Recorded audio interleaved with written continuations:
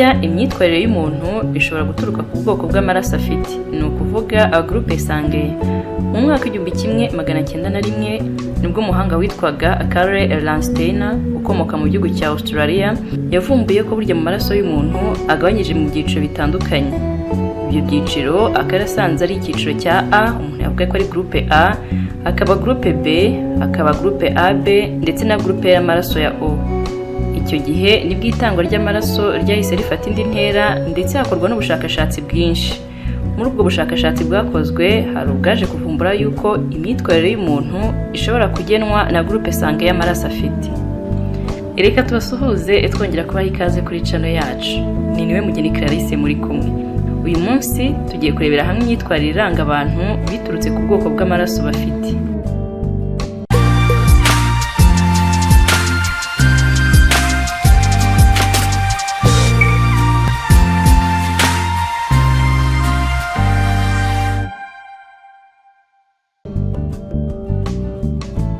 Reka duhere ku bantu bafite groupe y'amaraso ya A ndetse n'ibibaranga. Abantu bafite ubwoko bw'amaraso bwa A bakunda kwitwararika cyane, bakunda amahoro, bazi gufata umwanzuro, bagira gahunda, bagira impuhwe, bakunda kwigirira icyizere cyane, baribwiriza buri kimwe cyose, barihangana cyane, ntibakunda abantu babagezaho ibintu babatunguye, bakunda kandi ibintu biri ku murongo. Nyuma yo kwihangana cyane baratekereza cyane mbere yo gusubiza. Ntibapfa kuvuga ibibarimo ibyo ari byo byose, ahubwo bakunda guhisha amarangamutima yabo. Bakunda kugumana umuco w'ahantu bavukiye, bakaba kandi bakunda gukora ibintu bagamije ko nta nenge bigaragaramo. Iyo bakunze barakunda cyane, kugeza n'ubwo bemera kuba imbata y'uwo bakunze cyangwa se ikintu bakunze. Abantu kandi babarizwa muri iki cyiciro cya groupe A y'amaraso bakunze kumva cyane ibibazo by'abandi, ntibakunda imirwano ahubwo bakunda kubana n'abandi mu mahoro.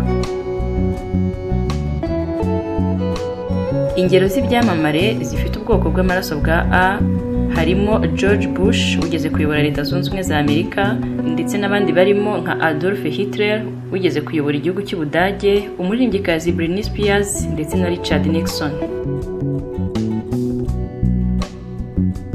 Reka turebere hamwe bimwe mu biranga abantu bafite ubwoko bw'amaraso bwa B, ni ukuvuga groupe sanguine B. Abantu bafite ubwoko bw'amaraso bwa B bigirira icyizere, bakunda kwinezeza, bazi kuba inshuti nziza, ntibakunda kuba bonyine, bagendana n'ibigezweho, bamenyera vuba ahantu hose bagiye bwa mbere, bakunda kwica amategeko cyane, bagira ibitotsi byinshi, bakanakunda kwibagirwa. Bagira impano ariko ntibamenye gukurikiza inzozi zabo uko bikwiye. Ntibazi gufata icyemezo gihamye, ntibatinya no kuvugisha umuntu batazi ndetse bakunze kumenyerana n'abantu bashya mu buzima bwabo ku buryo buboroheye. Ingero z'abantu b'ibyamamare bafite ubwoko bw'amaraso bwa B, umuntu yavuga Vince Young, Leonardo DiCaprio, Jack Nicholson ndetse n'abandi. Reka nanone turebe imyitwarire iranga abantu bafite ubwoko bw'amaraso bwa O, ni ukuvuga groupe sanguine O.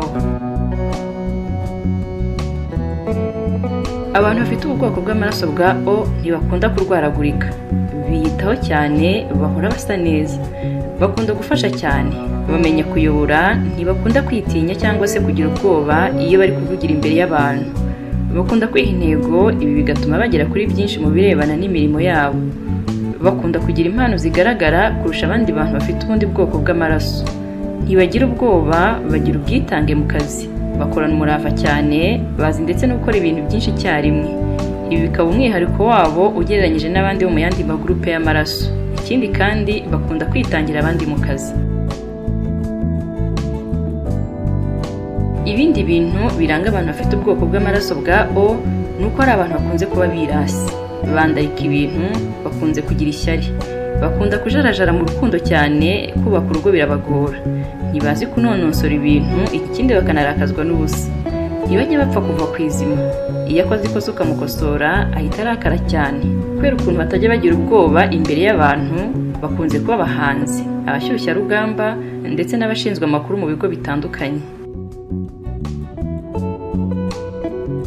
Ingero z'ibyamamare zifite ubwoko bw'amaraso bwa O, umuntu yavugamo nyakwigendera umwamikazi Elizabeth wa kabiri w'Ubwongereza, Paul Newman, umuririmbyi nyakwigendera Elvis Presley, Ronald Reagan, John Gotti ndetse na Gerald Ford n'abandi. Ni iyihe myitwarire iranga abantu bafite ubwoko bw'amaraso bwa AB? Abantu bafite amaraso yo mu bwoko bwa AB bazi gukurikira inzozi zabo, bazi gukurikiza amategeko, baratuje cyane, gusa bazi no kuganira. Bagira amarangamutima cyane, ntibakunda ko hari umuntu umenya ubuzima bwabo bwite, birinda kugirana ibibazo n'abantu, bagira ubumuntu n'impuhwe kurusha abandi bafite ubundi bwoko bw'amaraso. Bakunze kwizera imbaraga z'imyuka cyane. Ikindi kandi bakunda kugira ibintu byinshi bibashimisha birimo umuziki, filime ndetse n'ibindi. Bakunda kunga bagenzi babo mu gihe bagiranye ibibazo. Bagira ishyaka n'umurava, bakanakunda gukora ubushakashatsi. Bakunda gusoma ibitabo, baratekereza cyane ku byo bagiye gukora, baritanga cyane mu kazi, bakunze kuba indakemwa mu rukundo. Bakunze kandi kuba indahemuka kubo bashakanye.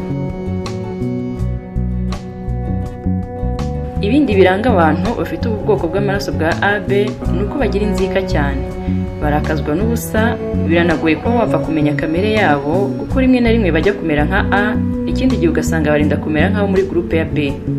Imirimo bakunze kugaragaramo ni ukuba abanyapolitike, abarimu, abayobozi b'ibigo, abanditsi ndetse n'abandi.